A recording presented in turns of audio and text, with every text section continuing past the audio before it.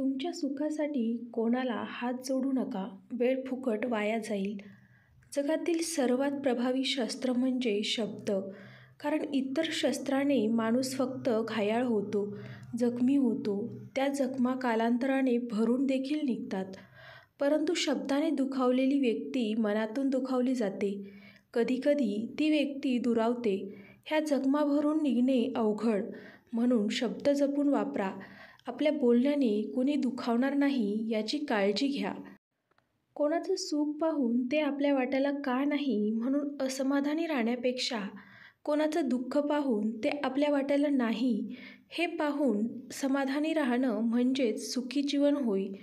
रिकाम्या भांड्यावर झाकण आणि चुकीच्या विचारांची पाठराखण काही उपयोगाची नसते. तुम्ही चांगले आहात की वाईट हा विचार कधीच करू नका. कारण लोकांना गरज पडली की तुम्ही चांगले आणि गरज संपली की तुम्ही वाईट. वाणी, वागणूक आणि विचार हे आपल्या स्वतःच्या कंपनीचे उत्पादन आहे. आपण जितका उच्च दर्जा राखाल तेवढी उच्च किंमत मिळेल. प्रेम करणारी माणसं या जगात खूप भेटतात. पण समजून घेणारी आणि समजून सांगणारी व्यक्ती भेटायला भाग्य लागते. दुःख गिळून आनंद व्यक्त करणे म्हणजे जीवन. कष्ट करून फळ मिळवणे म्हणजे व्यवहार.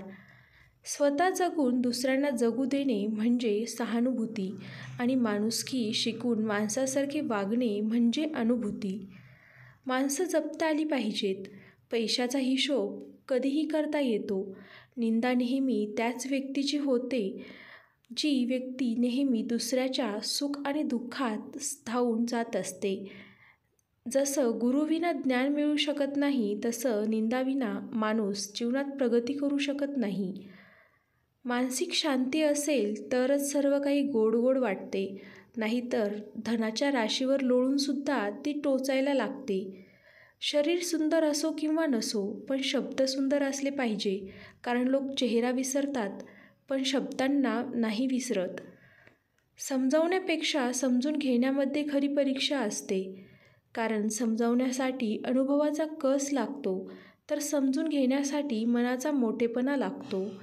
जग काय म्हणेल हा विचार करू नका. कारण लोक फार विचित्र आहेत. अपयशी लोकांची थट्टा करतात आणि यशस्वी लोकांवर जळतात. जीवनात यश न मिळणे म्हणजे अपयशी होणे असे नाही.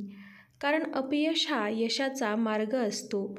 दुसऱ्याला पारखताना स्वतःचे अंतःकरण साफ असायला हवे. लखलखणारे तारे बघायला रात्रीचा अंधार असायला हवा. प्रत्येक गोष्ट ही आपल्या मनासारखी होईल असे कधीच होत नसते. म्हणून निराश न होता प्रयत्नवादी असणे जास्त महत्त्वाचे. जीवनात अर्धे दुःख चुकीच्या लोकांवर विश्वास ठेवल्याने येते आणि बाकी अर्धे दुःख खऱ्या लोकांवर संशय घेतल्याने येते. म्हणून तर मैत्री व नाती ही एक कांद्यासारखी आहे ज्याला भरपूर थर आहेत जे तुमच्या आयुष्यात स्वादिष्ट चव आणतील. पण जर तुम्ही त्यांना मध्येच कापण्याचा प्रयत्न केलात तर ते तुमच्या डोळ्यात पाणी आणतील. नुसतं आपलं म्हणून चालत नाही. आपल्यांनी पण आपल्याला मनापासून आपलं समजावं लागतं. लांब धागा व लांब जीभ फक्त समस्याच निर्माण करतात. म्हणून धाग्याला गुंडाळून आणि जिभेला सांभाळून ठेवावे लागते. आयुष्य मिळणं हा नशिबाचा भाग आहे. मृत्यू येणं हा काळाचा भाग आहे. पण लोकांच्या मनात जिवंत राहणं हा कर्माचा भाग आहे. मित्रांनो, तुम्हाला हा व्हिडिओ कसा वाटला मला कमेंट करून नक्की कळवा. व्हिडिओला लाईक करून चॅनलला सबस्क्राईब करा. धन्यवाद.